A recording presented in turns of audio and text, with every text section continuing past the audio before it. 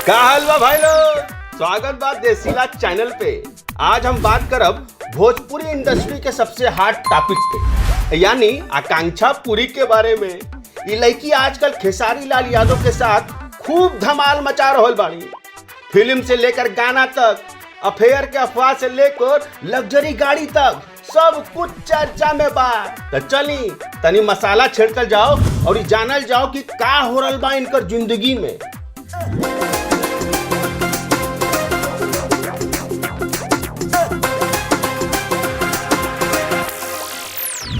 सबसे पहले बात कर ली खेसारी लाल यादव के साथ इनकर चक्कर के।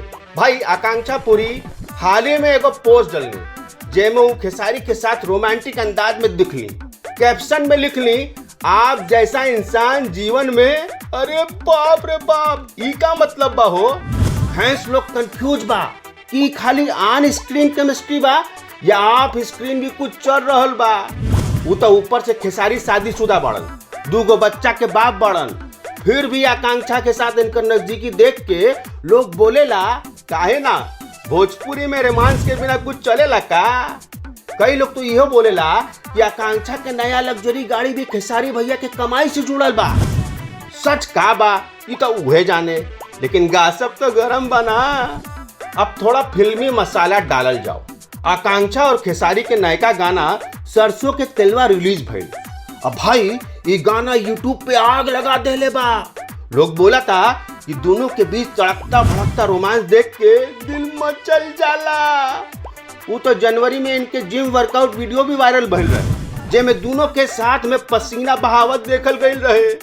आकांक्षा खुद ही कहली कि आगे और भी कंट्रोवर्सी आने वाला है। अरे वाह, मतलब मसाला तैयार है। इनके फिल्म प्रोजेक्ट भी लाइन में बा। अब भोजपुरी इंडस्ट्री में इनका जोड़ी हिट मशीन बन जाता।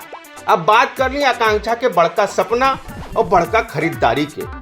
हाल ही में वो 1 करोड़ के लैंड रोवर डिफेंडर गाड़ी खरीद ली और लोग बोले लागल कि सब खेसारी भैया के दम पे बा। वो तो आकांक्षा खुदे कहली कि अगला टारगेट और बढ़ बा, यानी प्राइवेट जेट। अरे भाई, ये लड़की के सपना छोट मोट नहीं खे, लेकिन सवाल ई बा कि भैया इतना पैसा कहाँ से आवता? का खेसारी के साथ फिल्म और गाना को के इतना कमा लेवेली, या कहानी कुछ और बा?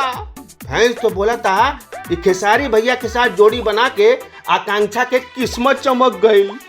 तब भाई लोग, आकांक्षा पुरी आजकल भोजपुरी के क्वीन बन जात पड़े। खेसारी के साथ रोमांस, हिट गाना, लग्जरी गाड़ी और ढेर सारा गॉसिप। का सच बा का झूठ ये तो टाइमे बताई, लेकिन तब तक हम अपना मसाला तैयार करत रहो। चैनल के सब्सक्राइब करी, लाइक ठोक दी और कमेंट में बताई कि रहुआ के इनका जोड़ी कैसन लगेला।